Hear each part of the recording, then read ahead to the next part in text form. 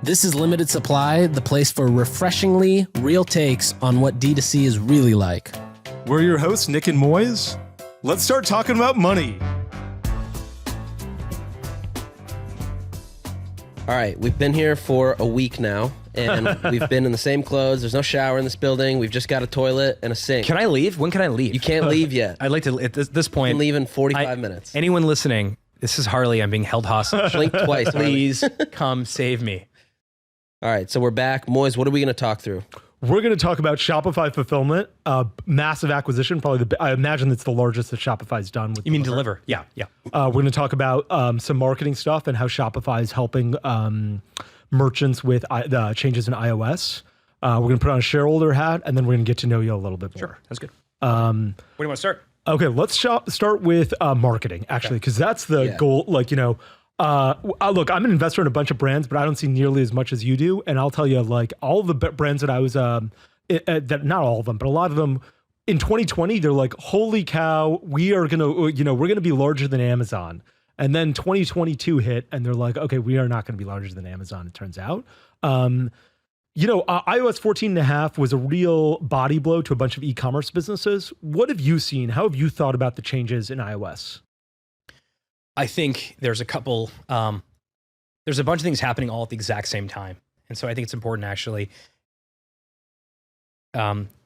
segment each of those out, because you'll get way too much noise, not enough signal if you sort of bundle all those things together. Mm-hmm. First of all, we're sitting here in a really weird time in the economy. Yeah. I think post-COVID, one of the major swings back were towards discount products as opposed to like things I need versus things I want. Mm-hmm. So that's one thing that I think is driving things. And by the way, I think it's already swinging back. So like we're sitting here, September 2022, I think things are already swinging back.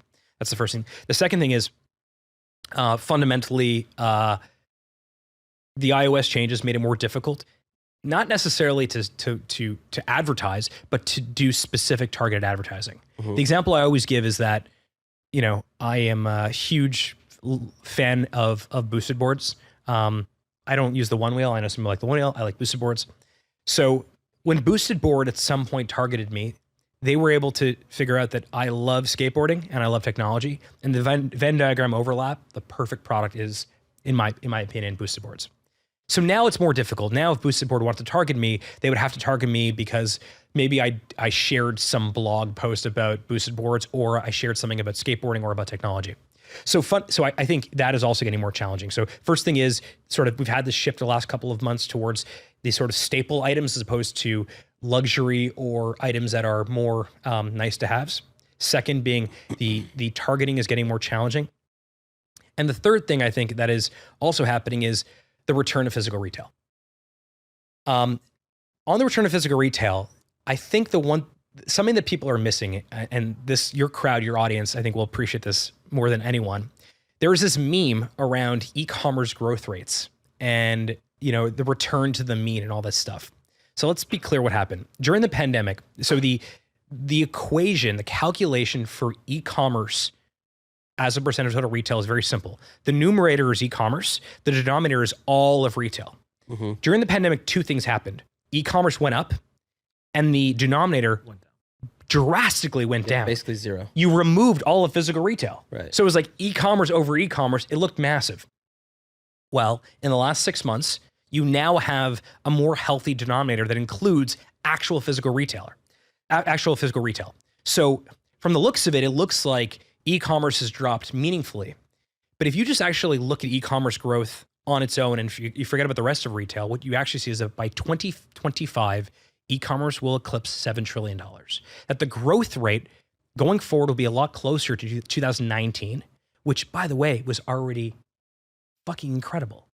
I'm so glad you mentioned this, because you know what Walmart does in their 10K? They're like, this is what our store over store sales look like. That's right. Do you guys look at that from a GMV perspective, or do you guys look at just total GMV? We look at total GMV. You don't look at store over store and being like, what are the stores in 2020? Oh, sorry. You're talking about, so we do look at cohorts for sure. I actually saw that. We absolutely. In fact, that's a huge part of our business model. Like that actually, if you were to ask me to boil down why Shopify's business model is so strong, unique, interesting, exactly. It's because the cohort that started in Q1 2013, which I think Figs is a part of, is not only still bringing revenue on to Shopify. You pulling it up? Yeah, I actually saved the screenshot. That's right. Yeah. So, but it's growing over time. When I was getting ready for this, so every cohort is basically an annuity that keeps growing, and it layers and layers. So the Q4 cohort from 2010 is still growing. The Q1 cohort from 2016 is still growing. So we absolutely do look at that because that is. Can a Shopify merchant have a similar graph like this through Shopify?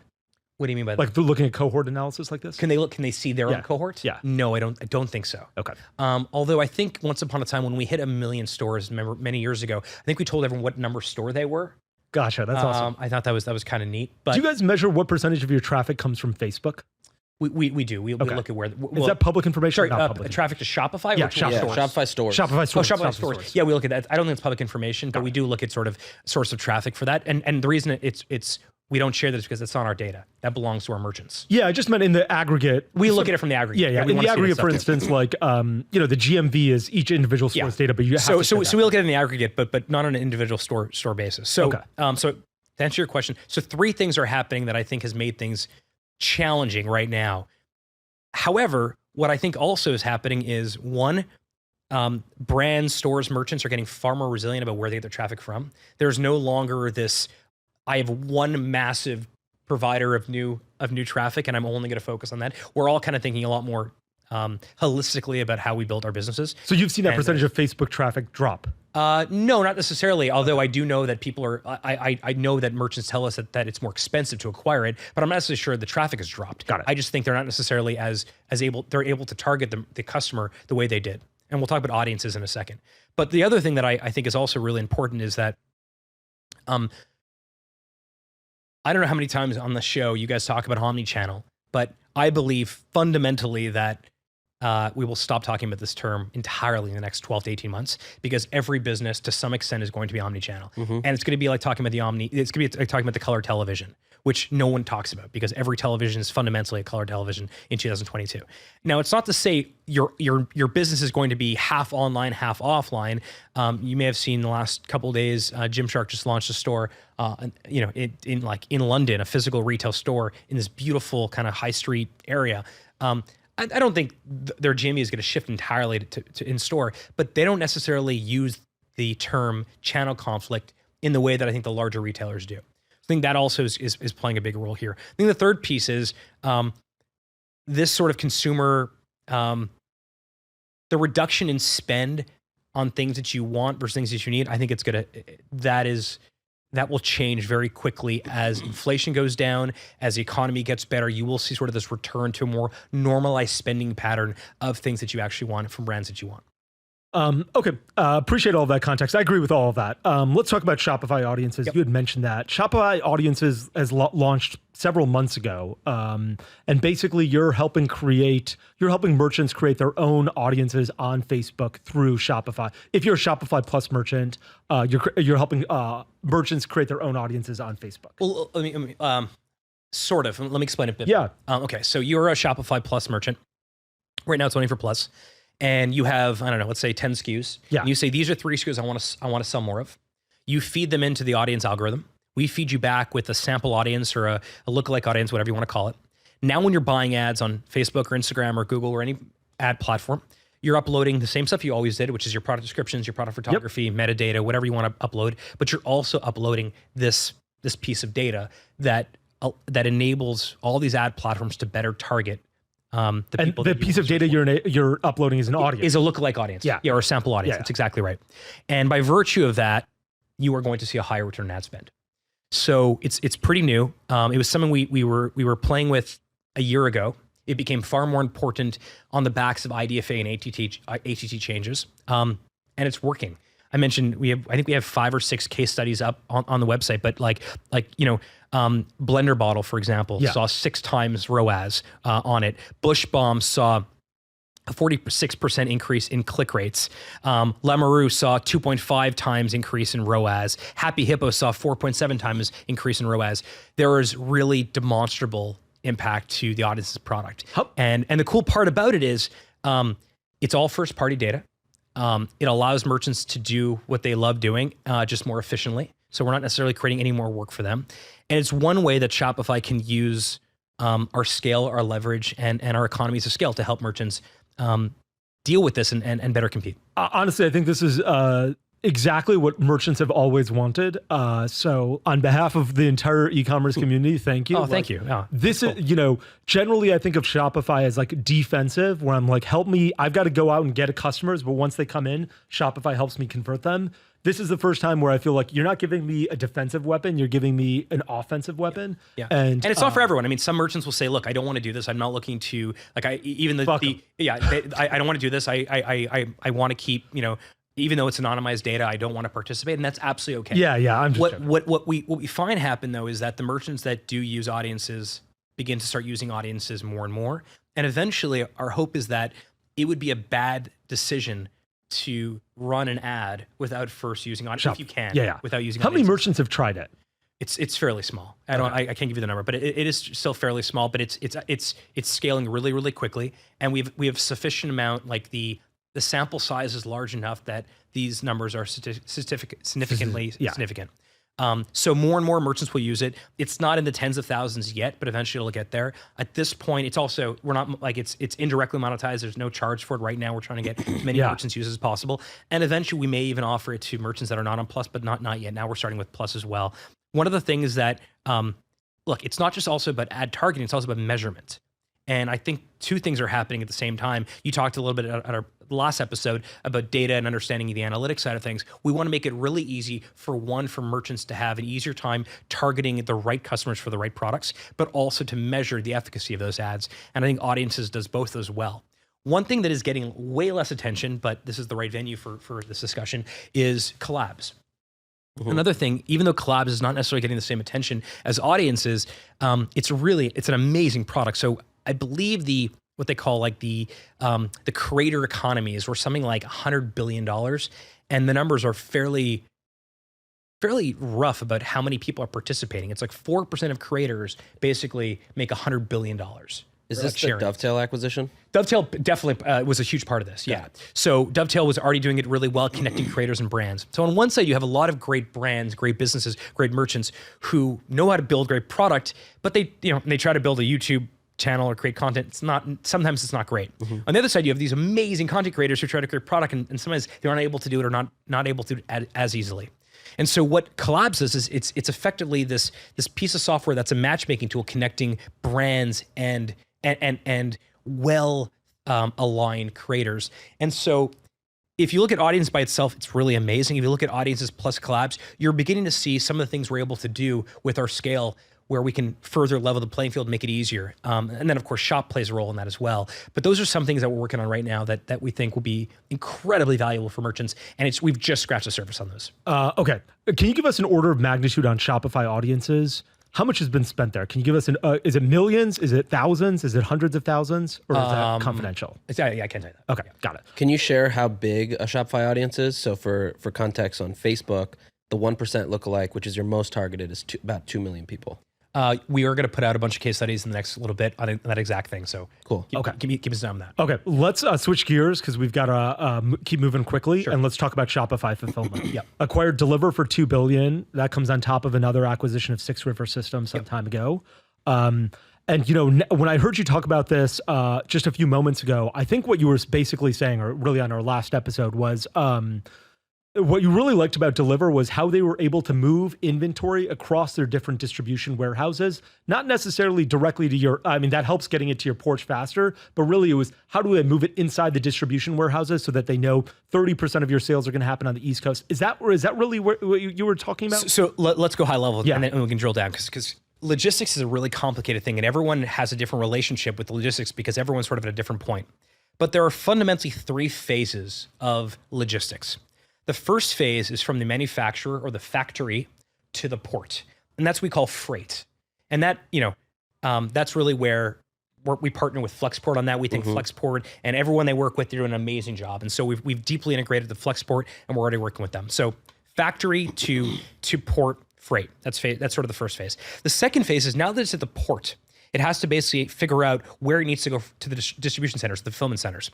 And that is really where the balancing takes place. And that's, it comes into That's the magic of Deliver. That is the magic of Deliver. So that was a piece of product, inventory balancing that we were going to build ourselves.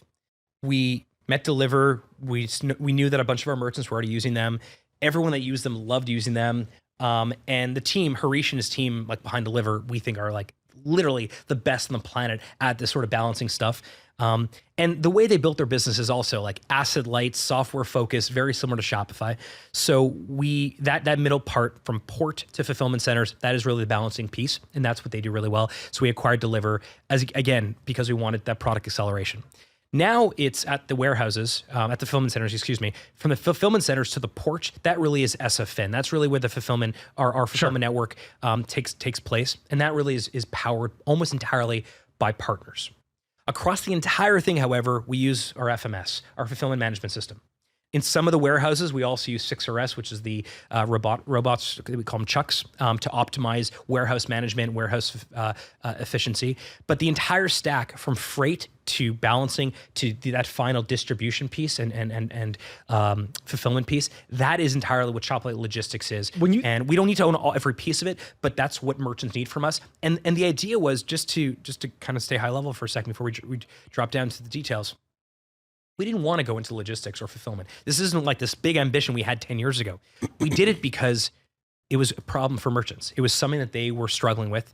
And we feel like in some cases that was a hindrance to their growth. That was a glass ceiling on how big they can grow. And so we're not trying to build the Amazon model where it's as cheap as possible for 24-hour delivery. What we want to do is make it so the merchants on Shopify don't have to think about it. And in some cases, again, like Flexport in that first piece, we'll partner. In other cases, like Deliver or SFN, we may partner, we may acquire them ourselves, but it's the entire stack that we want to make. We want to make it so you don't have to think about it. And so I guess, is that, last episode we were talking about universality. Is that a universal problem? And you're going to say, yes, it's a universal problem. Everyone needs to deliver products to the door. But is that a hair on fire for most e-commerce businesses where they're like, I'm having a tough time delivering products to consumers or shipping? It is one of the reasons that merchants don't hit a particular scale. There is a, you can, I can tell you this anecdotally, but you can also see it. Like, you guys are in this business. There is a particular time where a merchant and a brand requires fulfillment assistance. They go to 3PL. 3PL says, here are the minimums. Here are the costs. We can't do customization for you. We definitely don't do pick and pack or custom kitting, but here's what you get, and it's very, very expensive. The reason is every merchant's trying to do it by themselves. And by us, like Shopify is now about 10% of all e-commerce in the US. If you were to think of us as a single merchant, we would be the second largest online retailer in America. Amazon would be first, Shopify would be second. And then you'd have like eBay and everyone else well down the stack. So what we're trying to do, whether it's with capital or payments or logistics or any of our merchant solutions, is to try to use that economy of scale to get leverage and get better pricing, better product, better integration, and give those economies of scale to the small business, medium-sized business, and larger business. But Moiz, to answer that question, it is for merchants that do 10 orders a day. It's also for merchants that do 10,000 orders a day. One thing that is universal across the merchant base is fulfillment and moving, atoms is still very challenging. The internet helped democratize and simplify most things.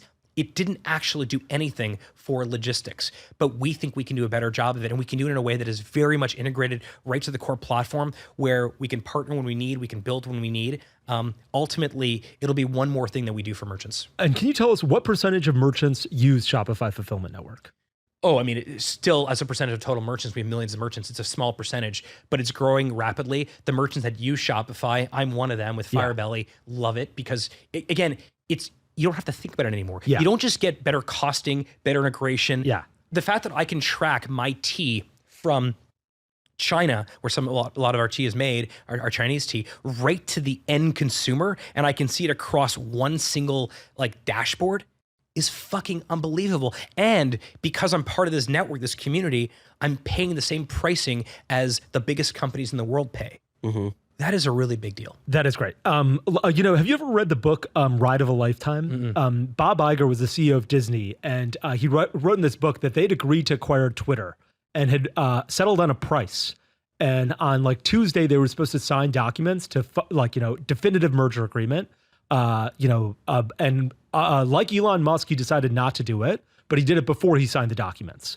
And the reason he writes in his book, he's like, I thought on Sunday, I was walking around my house and he's like, I decided not to buy them because I realized we didn't want to be in the business of all these problems that are going to happen on Twitter. Like, all of this conversation where we're like, what are you moderating? Are you moderating child pornography or like pornography? Are you like, what is free speech? What is not? Are you like, every fourth quarter, I have to yell at every 3PL I work with because I'm like, get these packages out. What happened? This isn't working. The cost. USPS, all this stuff happened. Were you guys thinking, okay, this is going to be a problem, or like, was that going to hurt the Shopify brand?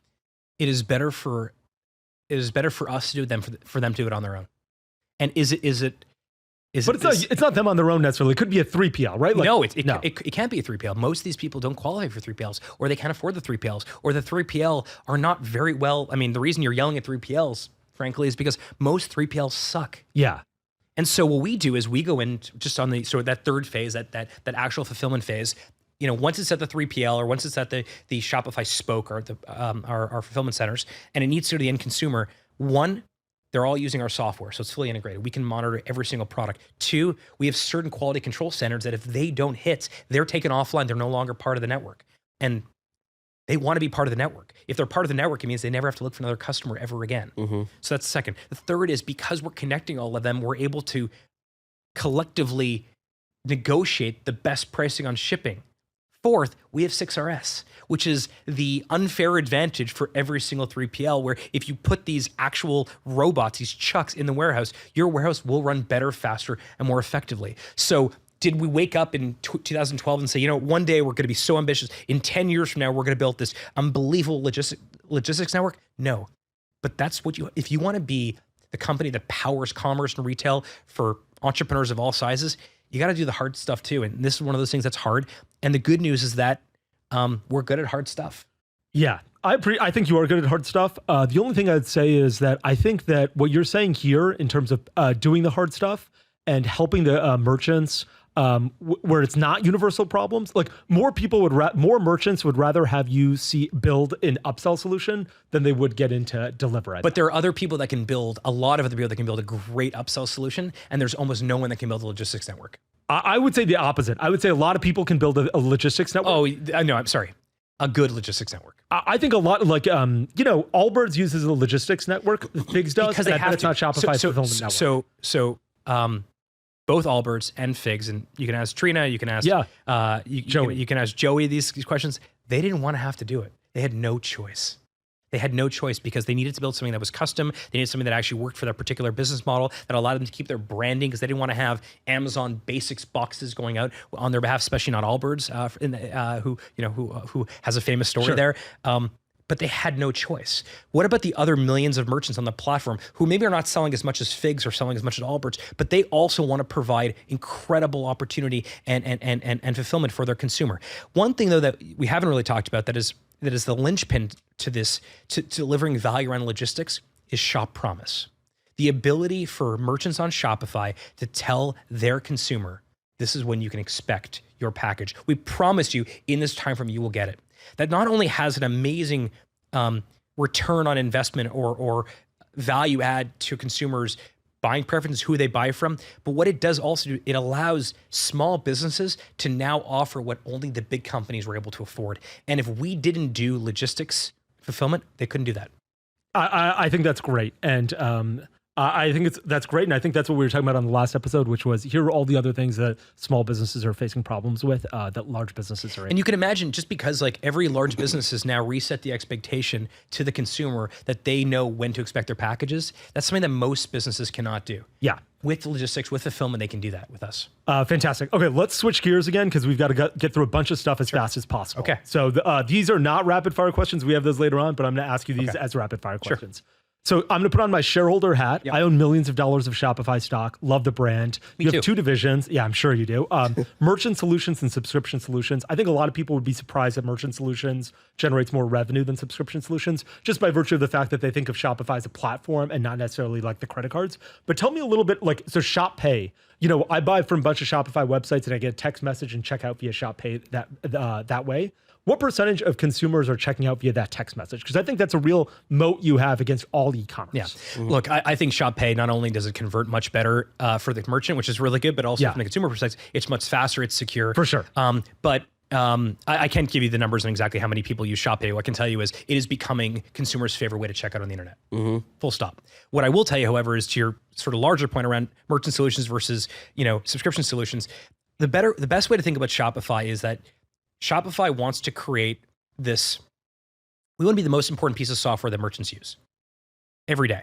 So what we tried to do is try to figure out what are all the things that merchants are doing where we can use economy of scale that we have, and they can also maintain independence. If you think about the marketplace world, marketplaces allow you to leverage their economy of scale by being a participant in the marketplace, but you don't get independence. If you build your own stack, you get the independence, but you don't get economies of scale.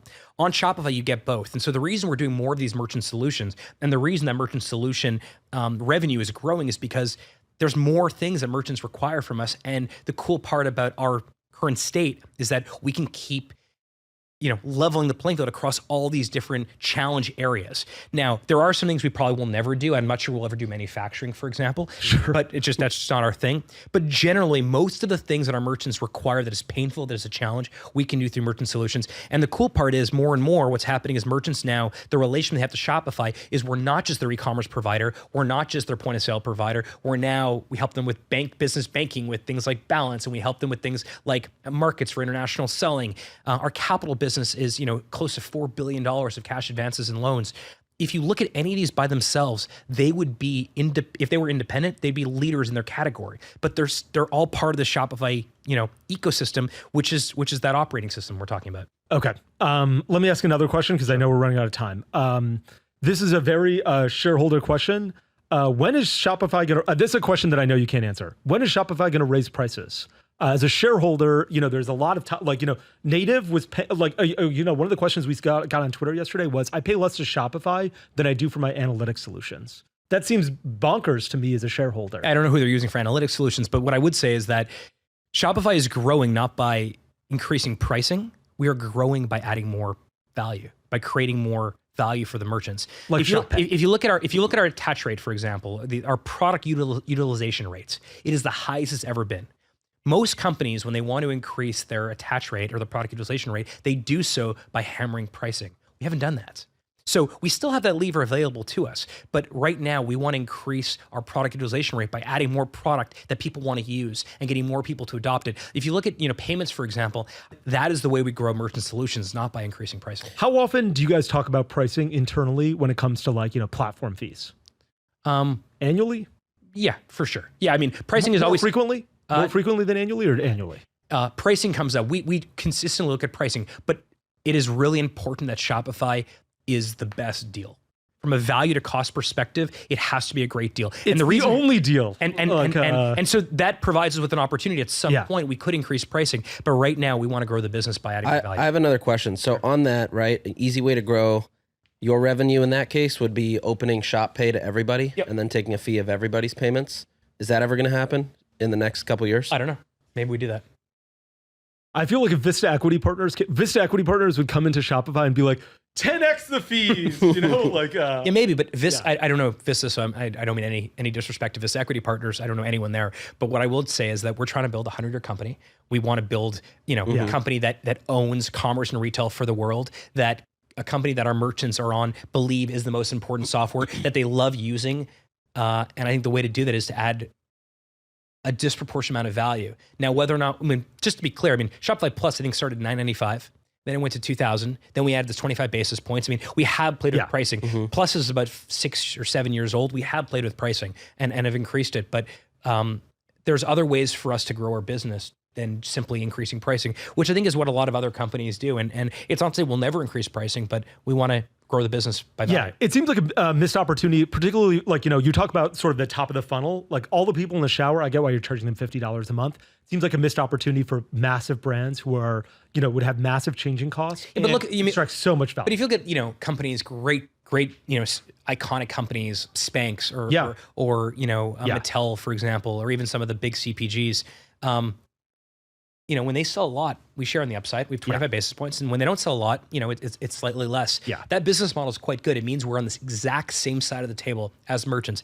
Very few companies are on the exact same side of that sort of success sharing as Shopify is. Agreed. I feel like you guys are really good at that narrative. And it's why every time I see on Twitter somebody laughs at the stock price going down, it's like, this is a 100-year game that they're playing. You can clearly tell by the way that they build the product and talk to consumers. Yeah, that's great. As a shareholder, look, I've never sold a single share of Shopify stock and can't imagine I would. The problem is I'm not I'm playing a 10-year, even a 20-year game. A 100-year game is, a game my kids need You'll to be play. dead. Yeah. Well, that's the hard part. And we're really fortunate. We have investors that bought into the stock during the IPO and are still of course, holders, right?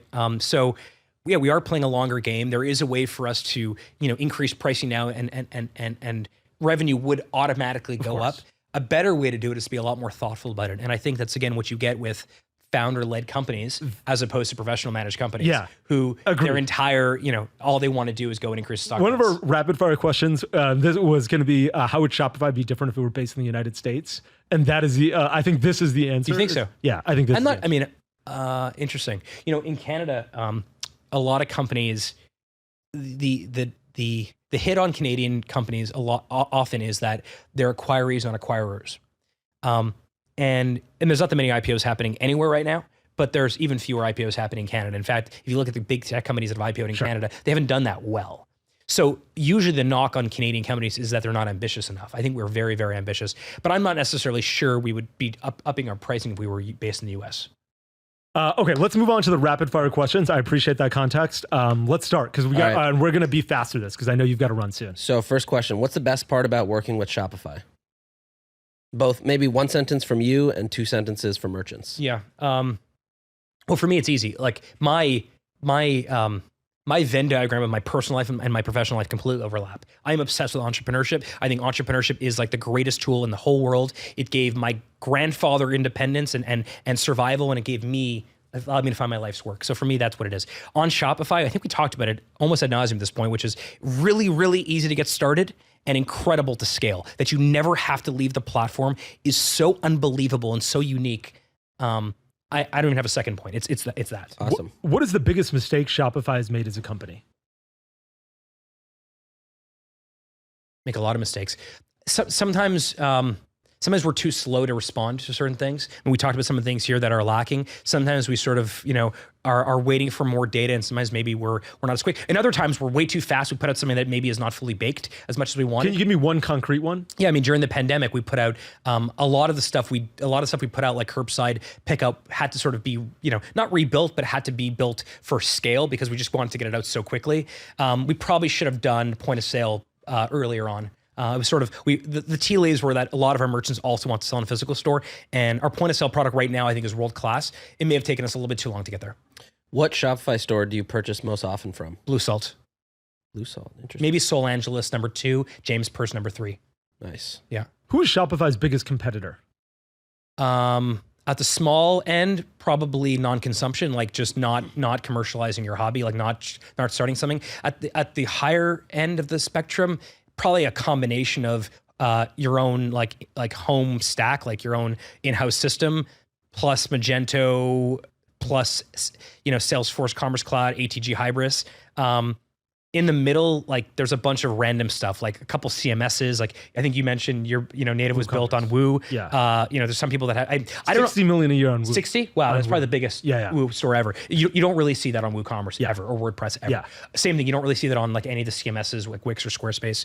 So I'd say at the lower end, it's like, not starting, like non-consumption. At the upper end, it's like those big enterprise stuff and probably those crazy installations where they built everything themselves and they have like 500 engineers running around. Yeah. Okay, gotcha. What was the hardest part of launching Firebelly, your own store, and did that lead to a product innovation at Shopify? I felt so much pressure because I'm a big part of the Shopify story, that my store had to be perfect. And my business partner, who's also one of my best friends, David Siegel, got really pissed off with me because he's like, we just have to ship it. And I was like, no, this is bigger. It's not just a random thing we're launching, like a passion project. And so that was probably it. And then did it lead to a product? Well, I'm deeply involved right now in pretty much every merchant solution because we use everything on Firebelly. So like logistics, I'm literally sending like feedback every single day on things they can improve on logistics. Love it. Tell us a story to help us fall in love with Toby. During the IPO roadshow, Morgan Stanley was our lead left, our main banker. This is one of my favorite Toby stories generally, but it speaks volumes about him because everyone knows him as like this crazy product genius, and he is. He's the smartest human I've ever met, and he's so thoughtful about the product and the business. And he's not just building the product of Shopify from a technology, but also the company is also his product too. And he's so thoughtful about that. But one of the best stories that people don't know about him is that on the IPO roadshow, it's 3 weeks. It's totally crazy. Morgan Stanley has taken, 1,000 companies public, maybe 5,000 companies public. And Toby asked Morgan Stanley, in fact, told Morgan Stanley that they had to drop us off in Ottawa every Friday evening and pick us up again Sunday evening because he wanted to spend his weekends with his wife and his 3 kids during the IPO roadshow. Wow. And Morgan Stanley said no one ever asked him to do that before. Wow, that's amazing.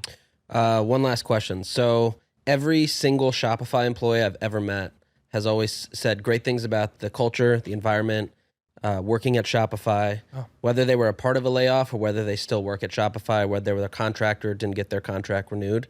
It's always been just a great experience. That means a lot to me. Wow. Yeah, and it's huge. I think I admire companies where an employee is left and they still say good things. It means there was a really good leadership and a really good culture. What's one way you guys build such strong and long-term culture within your employees? Because I have an ex-Shopify employee, and I also see those values transferred over to me. I mean, some of it is, this is so cheesy, but this is really true. Like the whole mission thing is a big deal. If you are clear of what your mission is, then you should also be clear of the people that come and join the company. Okay, let's say you have 1,000 people that work at your business, at your company, at your brand. Every next person, the most people assume that they're not going to affect the culture, but every new person joins the company affects the culture oh so slightly. And so you want people that ultimately care about the mission, that actually want to be there. But the bigger takeaway, which is the people that have left Shopify that still say good things, is because everyone talks about the right time to join a company, early stage, pre-IPO, pre-series. Forget that stuff. Like joining a company, you should join the company at whatever time is the right time for you. But there's also a right time to leave a company. And actually, there is very little books or blog posts or Twitter threads around the right time to leave a company. And I think that is really important. So when it's someone's right time to leave, whether it's us or them, we do so with integrity, with class or grace, if you can articulate, if you can say that thing on a podcast.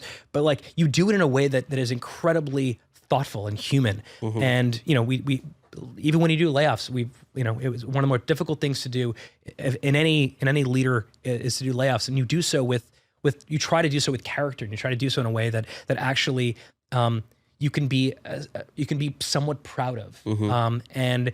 But I think the mission thing is a really important, Shopify is a company built for entrepreneurs by entrepreneurs. And that is really unique. This is a company that it isn't just what we put on the wall. It's not what we just say. It's not just what we say. We really give a shit about this thing called entrepreneurship. Amazing. Anything you want to plug, Harley? No, it was great to come on. I mean, the only thing I will say is this. I mean, you guys have both put on Twitter that I was coming on, and we sort of crowdsourced some questions and some comments and some themes. And one of the things some people, there were a couple snarky remarks, which is totally fine. But for the most part, what I was reminded of when you did that was this community that we have. It's not even just a Shopify community. It's a community of modern entrepreneurs and people that care about building brands and businesses and building things that are in a really unique way. This community we have, whatever you want to call this thing, is really, really special. Agreed. And we've never, Nick, you and I met today for the first time. We've been friends for years. And we met today, and the Venn diagram of all of us connecting this whole community is based on this thing we call entrepreneurship. And that means 100 different things to 100 different people. But ultimately, we built something inadvertently as a community that is so special. I don't think we fully realize it. I could not agree more. I think Shopify, since the early days with Arming the Rebels, has done such a good job of building such a cohesive and well-covered community. Yeah, and I'm not so sure how many you understand how many lives you've affected. Yeah, my life. I didn't go to college, and so my life has been made thanks to you. Wow, it means so much. Families, family wealth, family freedom, the ability to pursue passion projects. Life itself has been changed as a result of you and Toby. And so on behalf of everyone, that means so much. We don't take that for granted at all. And look, I know there's certain parts of the product and the company and I'm sure the culture of things that we could do better. What I will tell you is that we care deeply about this stuff. We will make it better. We will keep getting better. Shopify is as much of a pursuit of personal growth as it is as a company. And we want it to be incredible for all of you. So thank you. Thanks for being here. Yeah. Well, with that, we'll see you on the next episode. Oh, well, that's the end of the season. Oh, is that the end? Yeah. All right. This is the end. Yeah. Thanks for tuning in. We'll be back next time to cut through the noise in CPG, retail, and e-commerce. And if you enjoyed this episode, then why not share it with a friend? And be sure to subscribe on whatever platform you listen to your podcasts on.